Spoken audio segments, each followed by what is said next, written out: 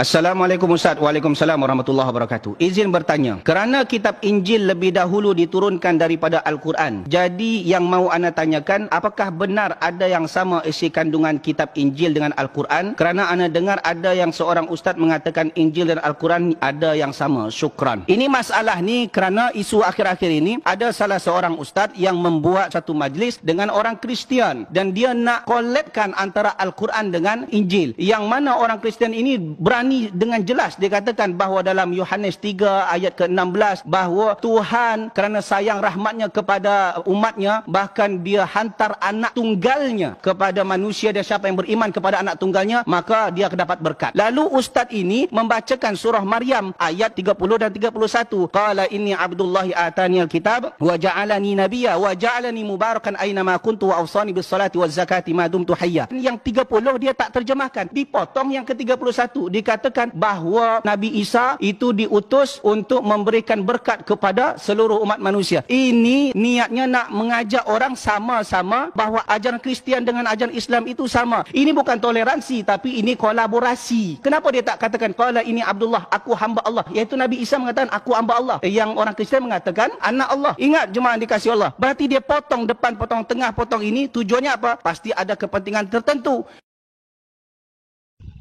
Berapa banyak orang yang sudah mencintai Allah dan Rasulnya. Setiap perintah Allah nak dia laksanakan, sunnah Rasulullah nak dia dirikan. Lalu datang seorang yang berilmu, yang tidak mencintai perintah Allah dan tidak mencintai sunnah Rasulullah, dipalingkannya orang itu dari melaksanakan itu. Berapa banyak orang yang sudah bertaubat, tidak mau mendengarkan yang diharamkan Allah, seperti musik misalnya. Datang pula ulama yang terfitnah oleh ilmunya. Tidak semua yang mengatakan haram tu, ada yang mengatakan halal. Buktinya saya sonang jonang ngomongnya. Orang dah nak meninggalkan, nak mengganti hiburannya dengan zikir, dengan baca Quran, dengan berselawat misalnya, tapi bukan selawat koplo yang salah faham. Ya, dengan banyak berselawat ke Nabi SAW, dengan tasbih, tahmid, itu sudah sangat cukup menenangkan dirinya. Tiba-tiba datang orang, jangan terlalu kaku beragama tu katanya. Siapa bilang dengan musik tidak sunnah katanya. Jadi rupanya ada juga musik sunnah. Allah musta'an.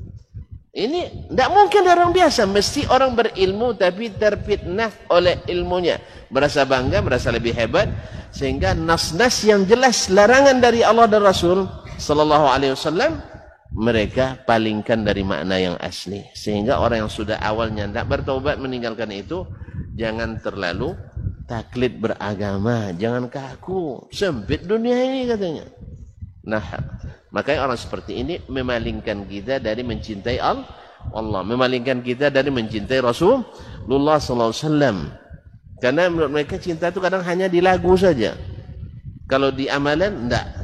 Lagu cinta Allah dan Rasul banyak, tapi mencintai perintah Allah dan Rasul sedikit. Dikiranya sambil masuk menyanyi masuk surga.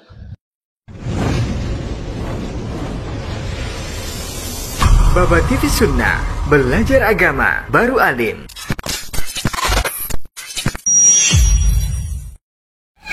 Assalamualaikum warahmatullahi wabarakatuh. Sahabat Fiji dan saya cintakan Allah Subhanahu wa taala.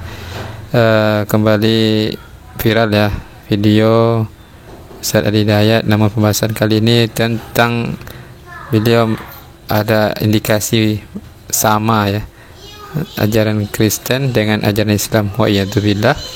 Di sini kita lihat beberapa tanggapan asatizah ya. Syekh Utsman Al-Makki, masalahnya di sini di Injil yang dimaksud adalah Isa anak Allah. Ini syirik dan kufur. Sementara di Al-Quran surat Maryam disebutkan bahwa Nabi Isa adalah hamba Allah dan nabinya. Ini tauhid. Mengapa di Hidayat mengatakan mirip makna yang terkandung di Injil dan Al-Quran? Apakah antara syirik dan tauhid sama atau mirip? Tentu jawabannya tidak sama, teman-teman. Al-Quran menjelaskan tentang ketauhidan Allah Azza wa Jalla. Adapun di Injil jelas di situ bermakna bahwasanya Nabi Isa alaihissalam mereka maksudkan adalah anak Tuhan. Wa iyadzubillah. Ini jelas batil. Yang mana kita ketahui bersama Injil itu telah berubah, tidak lagi dijaga kebenaran, keautentikannya. Berbeda dengan Al-Quran. Allah katakan, inna nahnu nazzalna dzikra wa inna lahu lahafidun.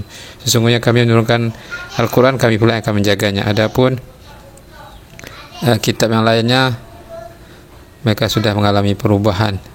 Allah telah katakan, yuharrifunal kalima an mawadhi'i. Mereka sudah ubah isi Injil itu, isi Taurat itu dari bukan yang pada tempatnya. Wa yadzubillah. Ustaz Faizar dia juga membuat sebuah postingan. Saya rasa enggak perlu membandingkan akidah Islam dengan non-Islam, apalagi dipaksa untuk disama-samakan. Buat apa? Orang Islam zaman sekarang saja banyak yang belum paham akidah Islamnya, kok harus dibandingkan dengan kitab agama lain? Ngapunten, apapun konteksnya tetap tidak tepat.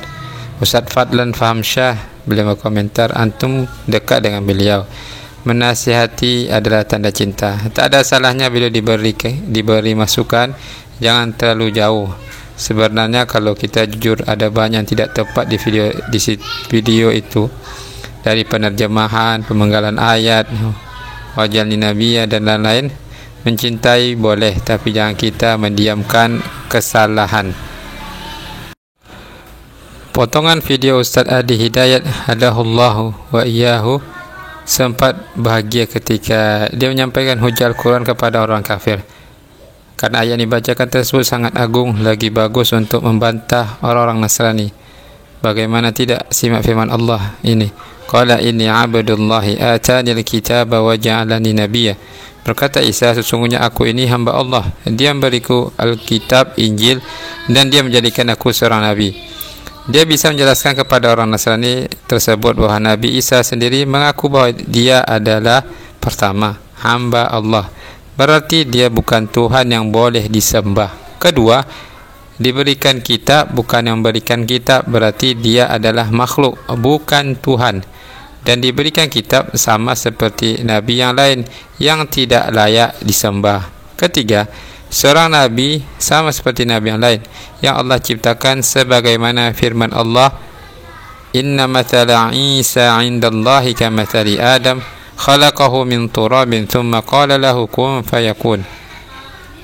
Sesungguhnya pemisalan penciptaan Isa di sisi Allah adalah seperti penciptaan Adam. Allah menciptakan Adam dari tanah, kemudian Allah berfirman kepadanya, jadilah seorang manusia, maka jadilah dia. Akan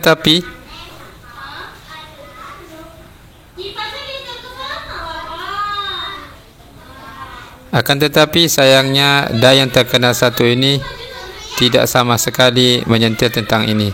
Bahkan terjemahan yang ia terjemahkan sangatlah jauh dari ayat yang dia baca.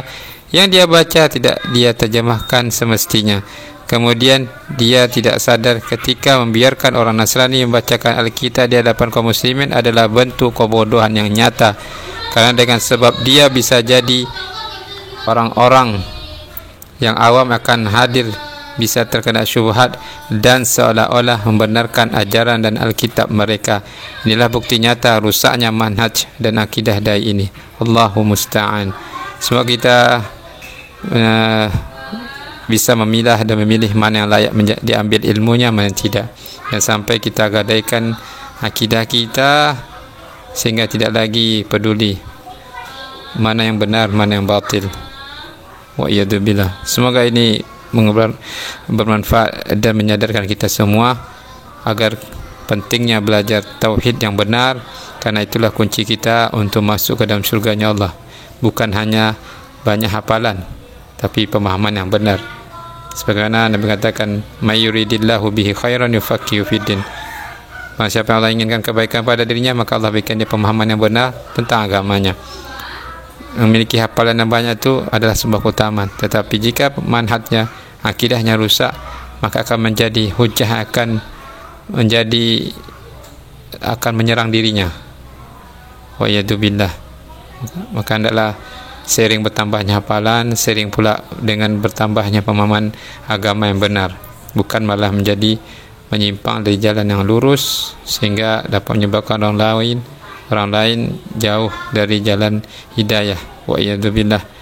Semoga ini bisa kita renungkan bersama, dan mari kita sama-sama belajar tauhid yang benar, meniti manhaj salaf. Barakallahu fikum. Wassalamualaikum warahmatullahi wabarakatuh.